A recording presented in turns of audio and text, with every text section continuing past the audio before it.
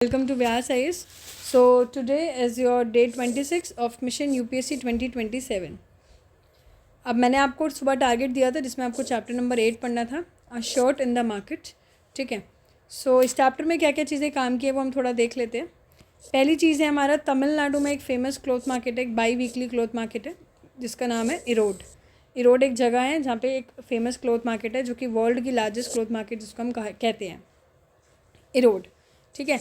इरोड के बारे में अगर हम और एक दो चीज़ें देखें तो इरोड को जीआई टैग मिला है टर्मरिक के लेके. टर्मरिक यानी कि आपके हल्दी जिसे हम बोलते हैं, तो इरोड की जो टर्मरिक है उसको जीआई टैग मिला है. जीआई टैग मतलब जोग्राफिकली इंडिकेशन टैग, मतलब कुछ ऐसी आप ऐसे समझो कुछ ऐसी जोग्राफिकल लोकेशन में जो चीज़ फेमस होती है, जो चीज़ बहुत ही पॉपुलर होती है ना, उसको एक जीआई टैग मिलता है गवर्नमेंट के थ्रू.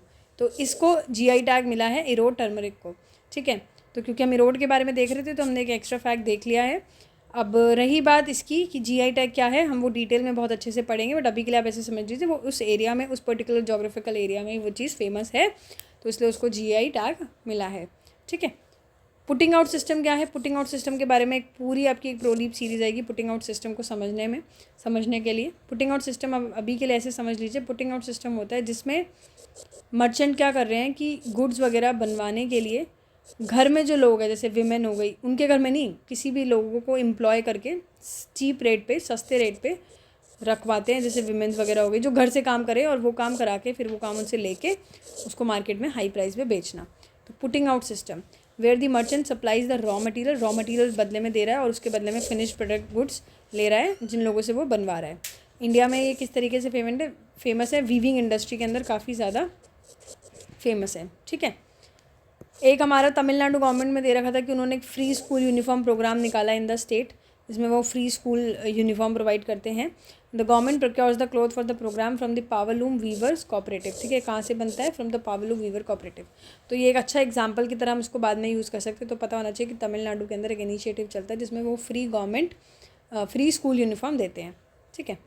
मिनिमम वेजेस के बारे में हमने पढ़ा था, हालांकि उसमें इतना डिटेल में नहीं था, बट हमने देखना है कुछ कि मिनिमम वेजेस इंडिया में सेट हुई है अलग अलग टाइप के वर्कर्स के लिए. ठीक है. अलग अलग टाइप के वर्कर्स के लिए कुछ मिनिमम वेजेस सेट होती है कि इतनी तो मिनिमम वेजेस एक वर्कर को मिलनी चाहिए, इससे कम मिलनी नहीं चाहिए. ठीक है.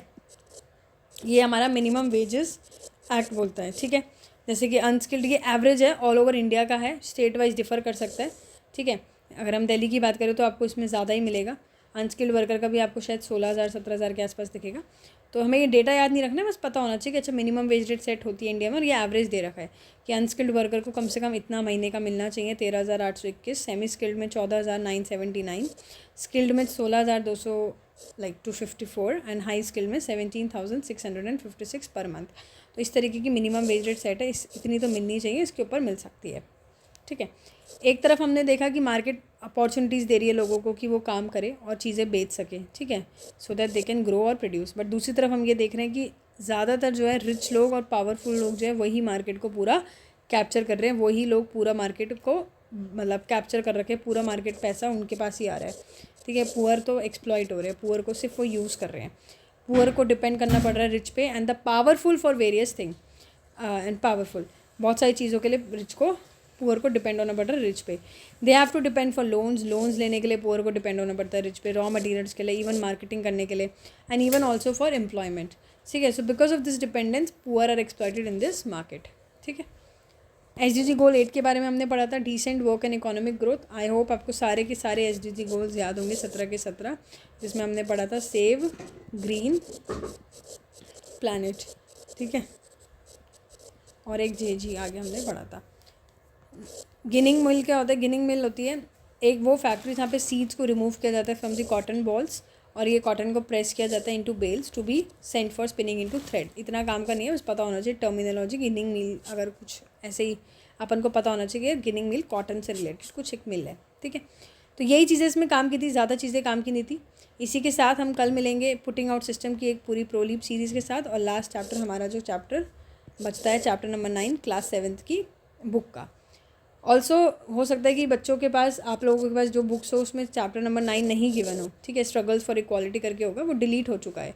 अगर आपके पास उसकी PDF नहीं है तो या तो आप मुझे व्हाट्सएप कर दीजिए PDF के लिए, या फिर आप जो हमारा टेलीग्राम ग्रुप है वहाँ से भी ये PDF ले सकते हैं, ठीक है।